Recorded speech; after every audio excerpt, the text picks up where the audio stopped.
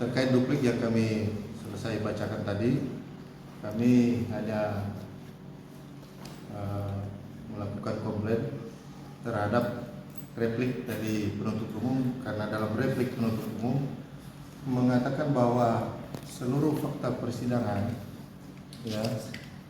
yang memiliki relevansi dengan fakta hukum dan fakta yuridis mereka sudah sampaikan pada surat tuntutan maupun replik. Sedangkan di dalam isi surat tuntutan dan replik hanya sebagian fakta hukum yang mereka masukkan, sehingga kami merasa penuntut umum dalam hal pemeriksaan perkara ini tidak objektif. Ya, makanya kami tadi dalam duplik kami sudah menguraikan bahwa banyak fakta persidangan melalui alat bukti surat maupun keterangan saksi dan fakta persidangan setempat yang kami uraikan, di mana hal-hal tersebut yang menyebabkan status perkara yang sementara berjalan ini 327 ini adalah perkara yang sudah daluarsa pertama. Yang kedua, perkara yang sudah nebis in idem. Terkait materinya, dalam unsur pasal 167 ada dua unsur yang tidak terpenuhi, yaitu pertama unsur memasuki secara paksa di objek laporan.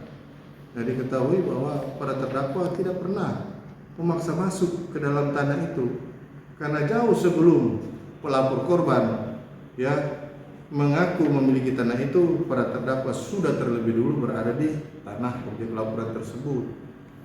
Kemudian para terdakwa ini memiliki surat keterangan dari pemerintah setempat, surat keterangan kepemilikan, pengukuran tanah. Bahkan para terdakwa ini semuanya wajib dan membayar pajak secara rutin.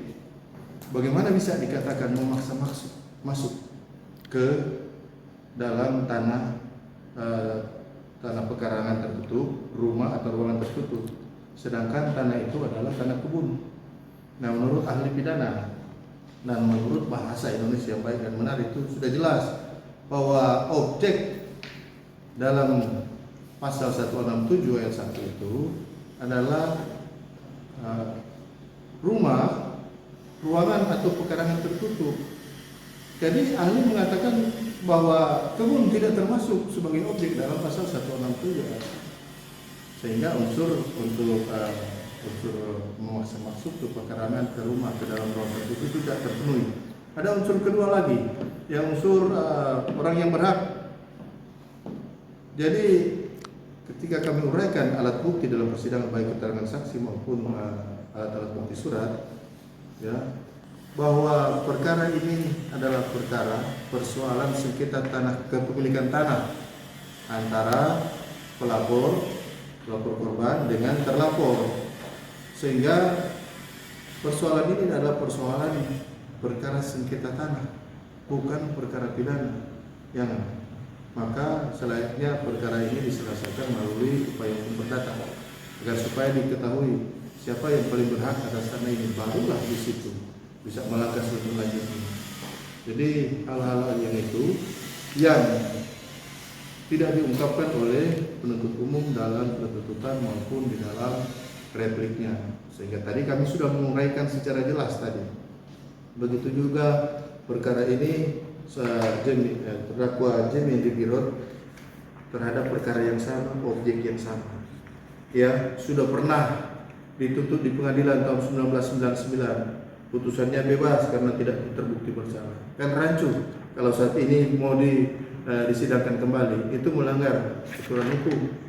Makanya terdakwa Jemi ini dalam perkara ini tidak bisa lagi ditutup atau sudah dianulir.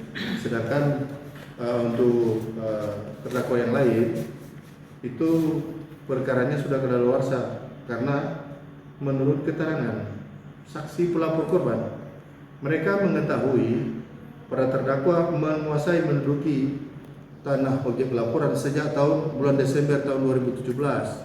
Nah, laporan polisi yang dibuat pada perkara ini dibuat pada tahun 2024. Tenggang waktunya sudah berselang lebih dari 7 tahun.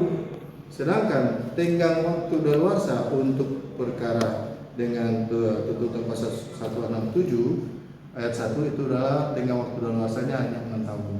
Sehingga terhadap perkara ini ya sudah sangat jelas perkaranya, kewenangan penuntutannya sudah gugur karena daluarsa.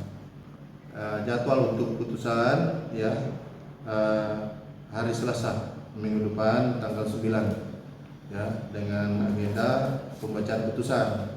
Ya, kami mengharapkan agar supaya seluruh fakta yang terungkap dalam persidangan akan diurai dan dijadikan pertimbangan hukum oleh majelis hakim, sehingga akan memberikan suatu argumen yang baik dan putusan yang baik mewakili hukum yang berlaku di negara Kesatuan Republik Indonesia, agar supaya publik mengetahui bahwa putusan yang baik ya adalah putusan yang benar dan benar-benar itu sesuai dengan apa yang terungkap dalam persidangan.